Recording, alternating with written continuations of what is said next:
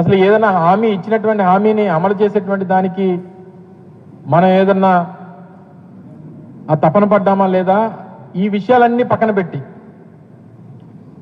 Guinness book ఎక్కామా లేదా, లేదా మనకు మంచి పబ్లిసిటీ వచ్చిందా లేదా, మనకి మనం బాగా మార్కెటింగ్ చేసుకున్నామా లేదా, ఈ విషయాల మీద ఉన్నటువంటి తాపత్రయం తపన చంద్రబాబు నాయుడు గారికి ప్రజలకు ఇచ్చినటువంటి హామీల మీద ఉండుంటే బాగుంది అనేటువంటి విషయాన్ని నేను కాదు ప్రజలందరూ కూడా అనుకుంటా ఉన్నారు. సూపర్ 6 అన్నారు, ప్రధానమైనటువంటి హామీలు ఇచ్చారు, ఇచ్చినటువంటి ఏ హామీ పూర్తిగా నిలబెట్టుకునేటువంటి పరిస్థితి లేదు. ఆ ఇచ్చేటువంటి ఆ తల్లికి వందనం కూడా సంవత్సర కాలం నుంచి వైఎస్ఆర్ కాంగ్రెస్ పార్టీ జగన్మోహన్ రెడ్డి గారి నాయకత్వంలో అనేక సందర్భాల్లో వారి మీద ఒత్తిడి తీసుకుని వచ్చి రాష్ట్రంలో పేదవాడు, రాష్ట్రంలో పేద విద్యార్థులు, ఆ పేద తల్లిదండ్రులు ఇబ్బందులు పడతా ఉన్నారు, వారికి ఇబ్బంది కలుగుతా ఉందని చెప్పి ప్రభుత్వం మీద ఒత్తిడి తీసుకుని వస్తే అది కూడా దాదాపు 30-35% కోత విధించి ఇవ్వాల్సినటువంటి డబ్బుల్లో 2,000 రూపాయలు కట్ చేసి ఇప్పటికి ఎంతమంది పడిందో ఎంతమందికి పడలేదో తెలియనటువంటి పరిస్థితిలో ఒక పథకాన్ని అమలు చేశారు. ఇక మిగిలినటువంటి పథకాలన్నింటినీ కూడా ఎప్పుడు అమలు చేస్తారని చెప్పి ప్రజలు అడుగుతూ ఉంటే అసలు ఇంకా పథకాలన్నీ అమలు చేసేసినట్టే, దీని గురించి ఎవరు కూడా మాట్లాడాల్సినటువంటి అవసరం లేదు. ఎవరైనా గట్టిగా మాట్లాడితే అది నాలుగు మందం అనేటువంటి మాట నేరుగా ఈ రాష్ట్ర ముఖ్యమంత్రి గారే అనడం అనేటువంటిది చాలా శోచనీయం. అందుకే రేపు వైఎస్ఆర్ కాంగ్రెస్ పార్టీ కూడా జగన్మోహన్ రెడ్డి గారి పిలుపు మేరకు రాష్ట్ర వ్యాప్తంగా 26 జిల్లా కేంద్రాల్లో కూడా యువత పోరు పేరిట, ఎందుకంటే ఈ ప్రధానమైనటువంటి సూపర్ 6 హామీల్లో భాగంగా నిరుద్యోగులు దాదాపు కోటికి పైచిలకు నిరుద్యోగులు ఉన్నటువంటి రాష్ట్రం. ప్రతి నిరుద్యోగికి నేను ఉద్యోగం అవకాశం కల్పించలేకపోతే 3,000 రూపాయలు నిరుద్యోగ భృతి ఇస్తాను,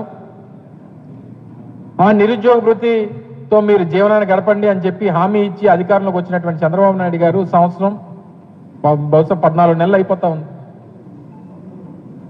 నేటికి ఒక నిరుద్యోగికి ఉద్యోగం లేదు, ఆ ఉద్యోగం రానటువంటి ఆ నిరుద్యోగ యువతకి 3,000 రూపాయలు ఉపాధి లేదు. దాని గురించి రేపు వైఎస్ఆర్ కాంగ్రెస్ పార్టీ జగన్మోహన్ రెడ్డి గారి పిలుపు మేరకు అన్ని జిల్లా కేంద్రాల్లో కూడా పెద్ద ఎత్తున నిరసన కార్యక్రమాలను నిర్వహించి అన్ని జిల్లా కేంద్రాల్లో కలెక్టర్లకి రిప్రజెంటేషన్ ఇవ్వాలని చెప్పి పార్టీ పిలుపునిచ్చింది. ఆ కార్యక్రమాన్ని రేపు నిర్వహించబోతా ఉంది వైఎస్ఆర్ కాంగ్రెస్ పార్టీ యోజన విభాగం. దాన్ని అడిగితే నిరుద్యోగ వృత్తి గురించి పాపం యువత అడిగితే ఏదో కొత్తగా స్కిల్ డెవలప్మెంట్కి లింక్ చేస్తాం, ఆ పథకం అయిపోయిందని అంటున్నాడు. మరి మహిళలకు ఇస్తామన్నటువంటి 1,500 సంగతి ఏంటి చెప్పండి అని అంటే అది ఏదో P4కి లింక్ చేస్తాం, అది కూడా అయిపోయిందని అంటారు. ఈ ఉచిత బస్సు గురించి ఎప్పుడు ఇస్తారంటే ఆగస్టు 15 అంటారు. సంవత్సరం మరి ఏ సంవత్సరం చెప్పలేదు కానీ ఆగస్టు 15 అని మాత్రం గౌరవ ముఖ్యమంత్రి గారు చెప్పారు. ఇంకా మిగిలినటువంటి పథకాలు అన్నదాత సుఖీభవ అన్నారు, రైతులకి గత సంవత్సరం లేదు, ఈ సంవత్సరం ఇంకా ఎప్పుడు వస్తుందో తెలియదు, ఈ నెలలో వచ్చే నెలలో ఇచ్చేస్తామని చెప్పారు. తల్లికి వందనం గత సంవత్సరం 2024-25 బకాయిలు ఇవ్వలేదు. ఫీజు రీఎంబర్స్మెంట్ కాలేజీలు చెల్లించాల్సినటువంటి డబ్బు ఫీజు రీఎంబర్స్మెంట్ దగ్గర 6-7 క్వార్టర్లు ఇవ్వలేదు. మరి ఏది ఇవ్వకుండా అన్ని చేసేస్తారంటే ఏం చేసినట్టు? ప్రజలు మళ్ళీ మీకు ఎందుకు ఓటేయాలి, ఎందుకు అసలు మీ మాటలు నమ్మాలి అనేటువంటి విధంగా ప్రజలు కూడా ఎంత అమాయకులు అంటే 4 సార్లు నమ్మి ఓటేశారు. ఏ ఒక్కసారి వాళ్ళ నమ్మకాన్ని నిలబెట్టలేదు. చివరికి ఏం మిగిలింది ఆంధ్ర రాష్ట్ర ప్రజల కంటే నిన్న యోగాంధ్ర ద్వారా ఆ ఆసనాలు మిగిలాయి. ఏ ఆసనం బాగా నేర్పించారు చంద్రబాబు నాయుడు గారు అంటే నాకు నమ్మి ఓట్లేసినటువంటి ప్రజలకి, నన్ను నమ్మి ఓట్లేసినటువంటి ఆంధ్ర రాష్ట్ర ప్రజలకి తూర్పు తిరిగి దండం పెట్టడం. నిన్న ఎలాగైతే బీచ్ రోడ్లో మొత్తం ఈ చివరి నుంచి ఆ చివరి 35 కిలోమీటర్లు అందరికీ తూర్పు తిరిగి దండం పెట్టమన్నారు చంద్రబాబు నాయుడు గారు. అంటే నాకు నమ్మి నన్ను ఓట్లేసి బలి ప్రమాదం బలెట్ అవుతుంది. ఇంతకుముందు జరగలేదా ప్రమాదాలు? చంద్రబాబు నాయుడు గారు కాన్వాయ్లో జరగలేదా ప్రమాదాలు? చంద్రబాబు నాయుడు మీటింగ్లు పెడితే జరగలేదా ప్రమాదాలు? ఈనాళ్ళు ఆ వార్త. ఇది కూడా అంతే. జగన్ వాహనానికి సింగయ్య బలి అంట. ఏంటి మాట నాకు అర్థం కాల. ఎందుకంత అంటే జగన్మోహన్ రెడ్డి గారి వ్యక్తిత్వాన్ని హననం చెయ్యాలి అనేటువంటి ప్రయత్నం. నేను ఒకే ఒక విషయాన్ని చాలా స్పష్టంగా చెప్పదలుచుకున్నాను. నిజంగా జగన్మోహన్ రెడ్డి గారికి ఆయన కాన్వాయ్లోనే కాదు, పక్కన ఎక్కడైనా ప్రమాదం జరిగి పడి ఉన్నా కూడా జగన్మోహన్ రెడ్డి గారు కాన్వాయ్ ఆపుకొని వారిని హాస్పిటల్కు చేరేంత వరకు కూడా ఆయన ఊరుకోడు. ఆయన స్వభావం అలాంటిది. ప్రమాదం జరిగి రోడ్డు పక్కన ఎవరన్నా పడిపోతే నా వాహనానికి ఆయన వాహనానికి తగలని, మరో వాహనానికి తగలని, లేకపోతే మరొకటి జరగని, ఎక్కడ ఏం జరిగినా ప్రాణాపాయ పరిస్థితిలో ఉన్నట్టు ఆయనకి తెలిస్తే హాస్పిటల్కు పంపించి అప్పుడు మాత్రమే ముందుకు వెళ్ళేటటువంటి మనస్తత్వం కలిగినటువంటి వ్యక్తి జగన్మోహన్ రెడ్డి గారు. ఆయన దృష్టిలోకి రాకపోతే అది వేరే అంశం. వీళ్ళేంటి బలేంట నాకు అర్థం కాల. కేవలం జగన్మోహన్ రెడ్డి గారు కారు వేసుకెళ్ళి గుద్దేశాడు అనేటువంటి భావంతో మీరు ప్రయత్నం చేస్తున్నారు. ఇది దుర్మార్గమని ఈ సందర్భంగా నేను మనవి చేస్తున్నాను. ఇవాళ రకరకాల కథనాలు ఏదో తీసుకొస్తున్నారు, నాకు అర్థం కానటువంటి కథనాలు. ముందు చెప్పినటువంటి స్టేట్మెంట్ ఏంటి, ఇవాళ మాట్లాడుతున్నటువంటి మాటలు ఏంటి, ఈ ఆంధ్రజ్యోతి ఈనాడు ఇన్వెస్టిగేషన్ ఏంటి, నాకు అర్థం కానటువంటి వ్యవహారం. ఏదో ఒక విధంగా జగన్మోహన్ రెడ్డి గారి పర్యటన అత్యంత విజయవంతమైంది.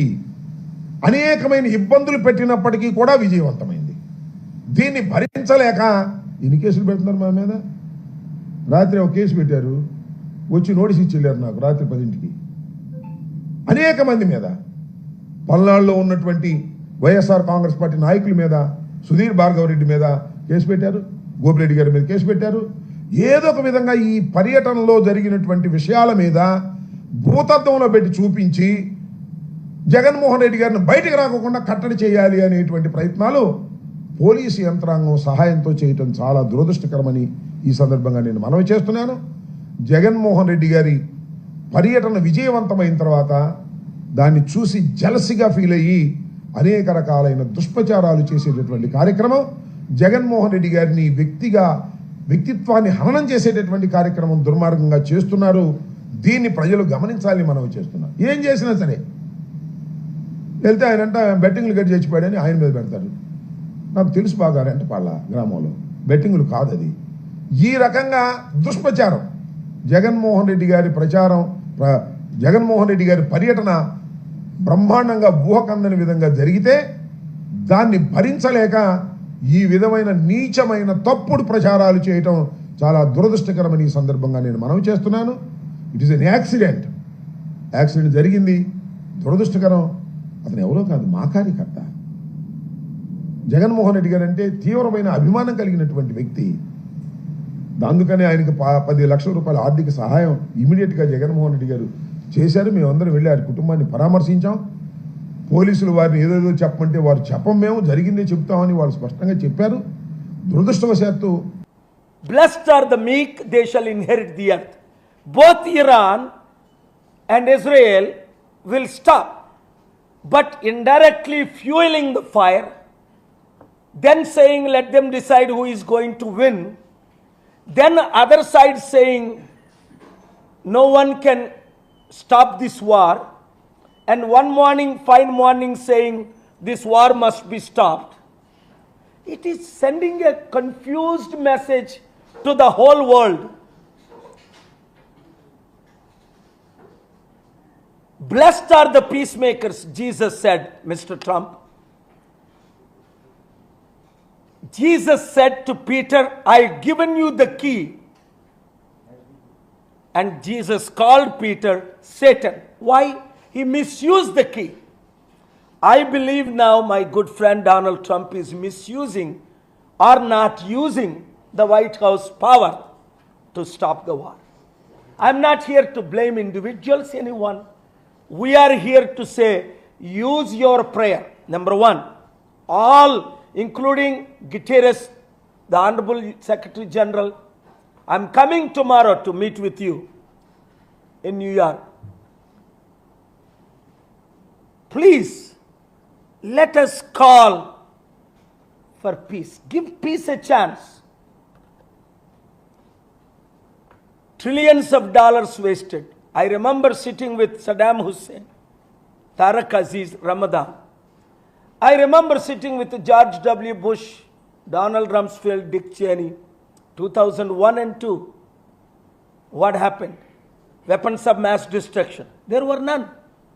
Invaded Iraq, millions dead, trillions wasted.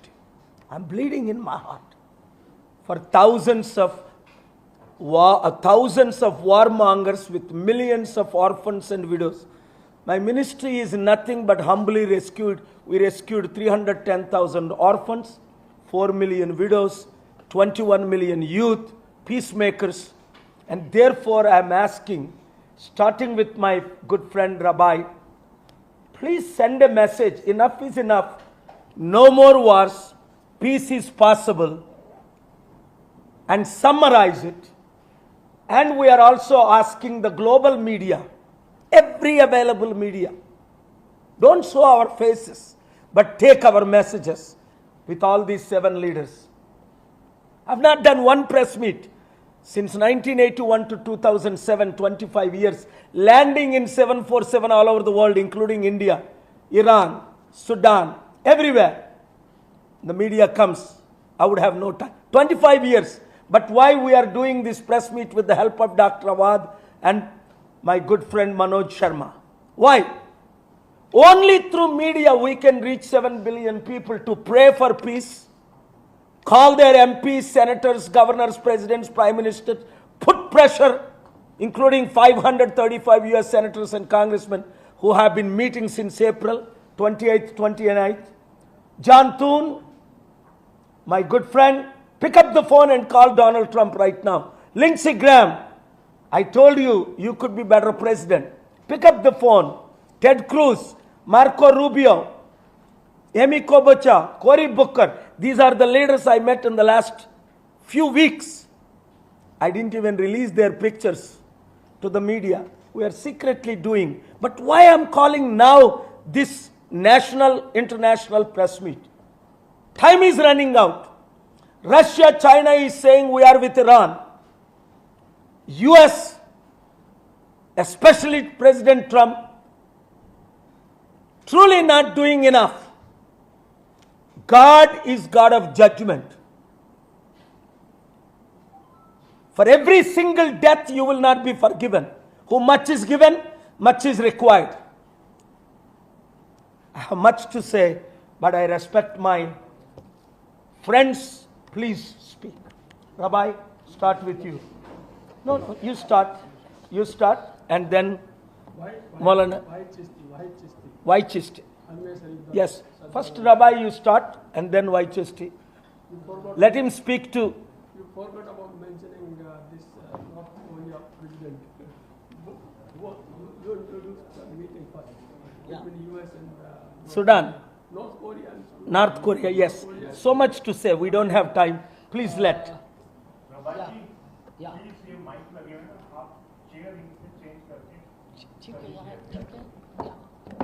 Good friend, traveled the world with me, also without me, promoting peace. And I also want to thank all these prominent leaders representing Islam, Judaism, Hinduism, Jainism, Buddhism, Sikhism, and Christianity. We are here only for one purpose: to request you, to beg you, ask you to close your eyes for 2 minutes and pray for peace. Also, we request, ask, if these political leaders' children are in these war zones. When I was in Libya 2011, 60,000 dead bodies, 28 days underground. Many of you reported, including CNN and our Indian channels. I was dead. I saw 60,000 dead bodies in Sudan, in North Korea, in Iraq, in Syria, in Libya, every